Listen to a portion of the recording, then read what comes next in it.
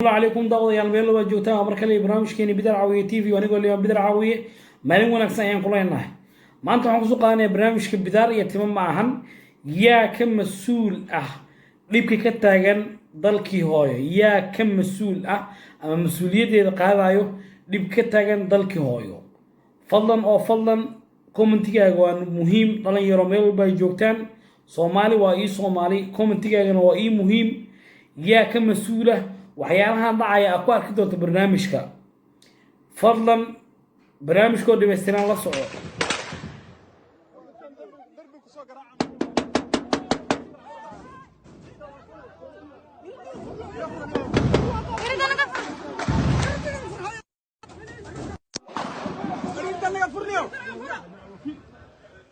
بسم الله يهود باكين هذيك وريد انا فرنيو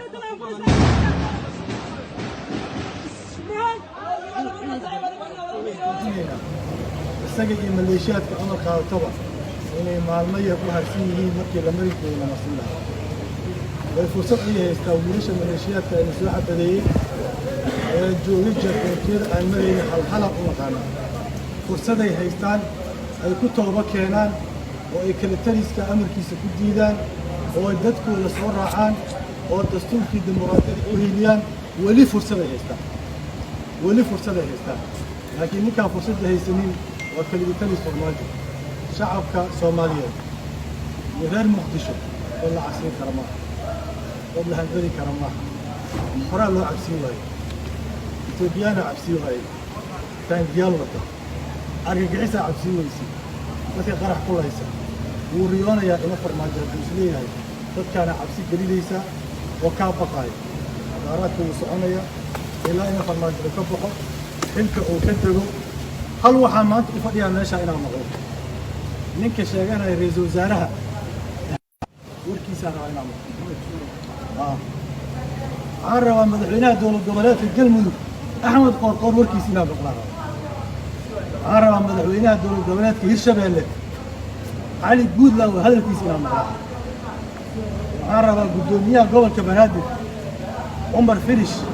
inaan warkiisa maqlo hadday dadkaan matalayaan hadday deegaankaan matalayaan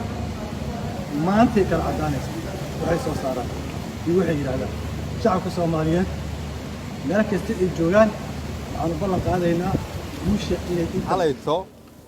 raggan halkan taagan waxaan qabanay shir jaraa'id shirkaas jaraa'id wuxuu ku saabsanaa in labadii madaxweynaha waqtigiisu dhamaaday ka horeysay iyo gudoomiyihii baarlamaanka Soomaaliyeed hore saddexdooda lagu weeraray hotelkii ay deganaayeen iyadoo lala damacsanaa dil maanta waxa ku xigtay in murashaxiintii iyagoo banaan baxaya oo adduunyadu ay fiirsanayso la soo xabadeeyay xabadihiina Allah caafiyo inta dhimatana Allah u naxariistay dad Soomaaliyeed ay ku waxyeeloobeen isla xabadihii ishi dhaqaale oo dalka Soomaaliyeed uu lahaa oo ahaa aeroboorka xabadihii annagana la ku soo ridaayay ayaa aeroboorkii madaafiicda ay ku rideen ayaa gubanaya hadda Soomaali waxaan rabaa inaan markhaati gashado maanta meesha aan taaganahay anigoo ra'iisul wasaaraha Soomaaliya soo kama digin Soomaanan dhihin haddii la isku dayo in xukun la boobo haddii doorashada aan heshiis lagu noqon haddii la isku dayo in kaligii talis noqdo in dhibaatadanu dhaxayso habeenkii aan ummadda Soomaaliyeed u tanaasulay waxaan shacabka Soomaaliyeed u sheegay in aanan rabin inaan qayb ka noqdo dhibaatada ummadda ku soo socota haddii dariiqan lagu sii socdo meeshii baan taaganahay aan ka digay anigoo xukunka jooga iyo anigoo dibadda ka ah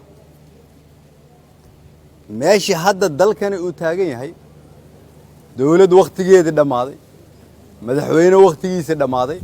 oo ay xabad kaliya uga soo hartay duniduna nagu ixtiraami mayso Soomaalina ku horumari mayso meesha hadda ummadda Soomaaliyeed ay taagan tahay hal xal kaliya ay leedahay inta rabta inay dalka u turto inta aan rabin in dalkanu hagaago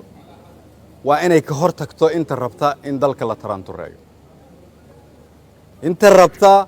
in ummadda Soomaaliyeed iyo dhalinyarada Soomaaliyeed ay mustaqbal waafi ah yeeshaan waa inay ka hortagto inta aaminsan fikirkaas ka soo horjeeda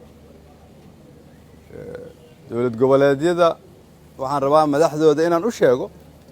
waa madax Soomaaliyeed oo aan waqtigii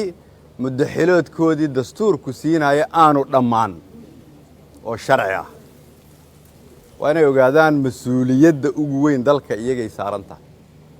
mas'uuliyad miisaaman waa inay ku shaqeeyaan oo macnaheedu tahay iyagaa laga rabaa xalka ee ma aha inay meel u fadhiyaan dawladdu waqtigeedu dhammaado beesha caalamka waxaan rabaa inaan u sheego inaan uga dignay arrimahan iyadoo qoraal ah iyo iyadoo af ah haddii aad tusaale u baahnaydeen xalay iyo maanta idinkugu filan haddii aad sii fiirsataan idinkuna waxaad qayb ka noqonaysaan dhibaatada iyo gumaadka shacabka shacabka Soomaaliyeed waxaan leeyahay meel walba oo ay joogtaan dadkeennan siyaasiyiinta ah oo idin matala inaan banaanbaxnana joojin mayno inaan idin matalnana joojin mayno cidna cabsin gelin karta oo naga leexin karta dalkan in lagu hago dariiqa ay xaq u leeyihiin dhalinyarada naga da'da yarna ka leexan mayno waqti adag ayaa lagu jira waqtigaas adag wuxuu u baahan yahay aqli iyo xikmad xoog iyo qoray uma baahno tanaasul iyo turid ayuu u baahan yahay tuurmo iyo taraanturayn uma baahno sidaas daraaddeed ayaan leeyahay dadka Soomaaliyeed waxaa la soo gaaray waqtigii aan inteena badan oo halka raadinaysa meel ka soo wada jeesan lahayn si aanu dalkani mar kale ugu noqon meeshii mugdiga ahayd uu ka yimid